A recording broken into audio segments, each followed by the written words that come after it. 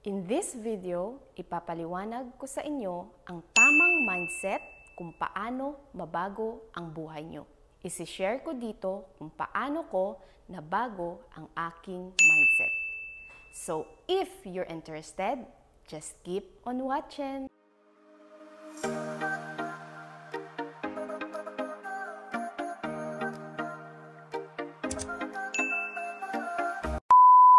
Para sa inyo, ano ba ang mindset? Ito ay kung paano mag-isip ang isang tao sa isang bagay.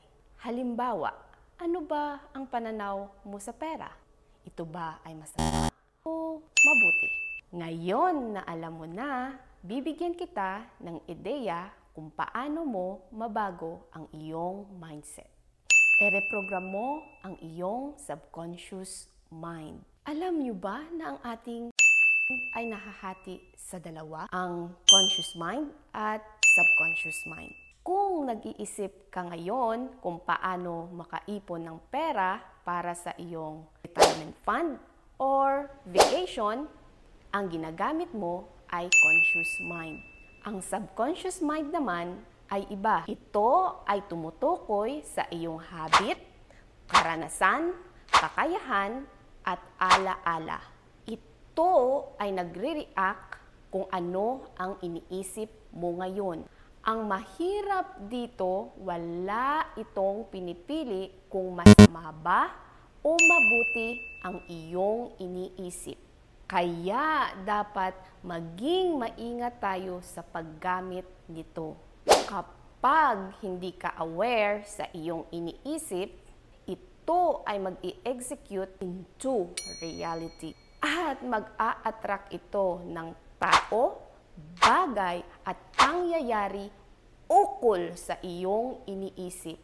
Sabi nga ni Napoleon Hill, you become of what you think about. Ang tanong, alam niyo ba kung paano i-reprogram ang inyong subconscious mind? Ngayon, bibigyan kita ng 3 paraan kung paano mo ma-reprogram ang iyong subconscious mind. Una, your imagination. Karamihan, hindi nila alam na super powerful ito. Hindi mo ba alam na madalas tayong nag-i-imagine? Ang kakaiba lang ay nag-iisip tayo na hindi related sa ating goal. Kung gusto mo baguhin ang iyong buhay, dapat mong baguhin ang pagtingin sa sarili mo. Start from yourself first.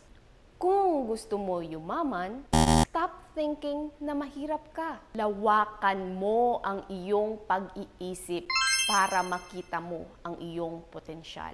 Huwag kang maniwala sa laman ng iyong wallet. Sa halip, alalahanin mo ang iyong kakayahan at kung bakit deserving ka yumaman.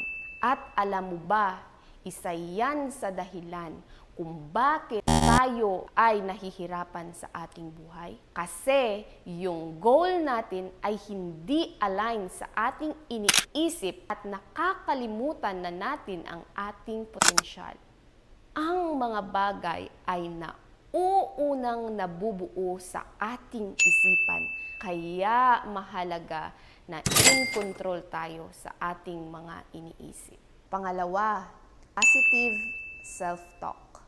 Remind yourself that you can be the one who you dream of. Alam niyo ba na ang pag-uusap sa ating sarili ay may malaking kontribusyon upang mabago ang mga negative thoughts sa ating utak? Tumutulong ito upang makontrol ang ating conscious mind, upang maging mabuti at productive ang gagawin ng ating subconscious mind. Isulat mo ang iyong goal para guided ka at ma-remind mo ang iyong isipan para sa ideyang dapat niya i-consume. Kung habit mo ang mag-isip ng negatibo, palitan mo ito ng positibong bagay sa pamamagitan ng conscious effort and awareness. Halimbawa, Kung ang pagtingin mo sa business ay risky, dapat mo din isipin na maaari ka ding kumita dito. Kung maraming nawalan ng pera, marami din namang yumaman. Gaya nga ng sabi ko kanina, isulat mo ang iyong goal para focus ka dito na maabot ito. Sabi nga ni Oprah Winfrey, what you focus on expands. And when you focus on the goodness in your life, you create more of it. Naliwanagan ka ba? Type naman sa comment section. Ang pangatlong paraan para ma-reprogram ang iyong subconscious mind. Palibutan mo ang iyong sarili na may kapareho mong goal. Maniwala ka man o sa hindi, ang paligid mo ang naghuhulma sa iyong paniniwala, pag-uugali at iniisip. Ayon sa pag-aaral, ang ating utak ay madaling manggaya sa mga nakikita natin sa iba. Pansinin nyo pumunta ka sa isang lugar at nagstay ka doon ng matagal. Nag-iiba ang iyong ugali, paniniwala, pananalita at iba pa. Kaya, importante talaga na piliin mo ang taong makakatulong sa iyong pag-unlad. Kahit gamitin mo ang imahinasyon at positive self-talk. Kung mali ang taong nasa paligid mo, ay hindi mo marereprogram ang utak mo. Kung ang taong kasama mo ay may kapareho mong goal, malaki ang tsansa na magtatagumpay ka.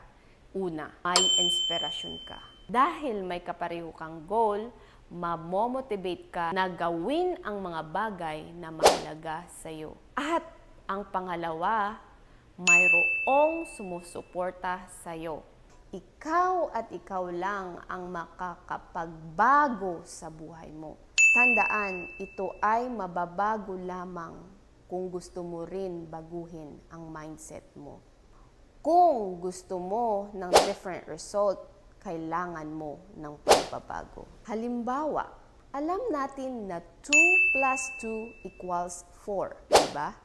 Pero kung gusto mo ng ibang sagot, ang kailangan mo gawin ay ibahin ang numero para magawa ka ng ibang sagot. Gets mo ba? In conclusion, kung anuman ang sitwasyon mo ngayon, nais kong malaman mo na may pag-asa pa. It's not about the luck, it's the mindset. Alam ko makakaya mo din ito. Develop your strong mind and you will live a strong life. Kung natulungan ka ng video na ito, huwag kalimutang i-click ang subscribe at like button para updated ka sa next video. Again, it's me, Beverly Jones. Always remember to believe in yourself. Maraming salamat.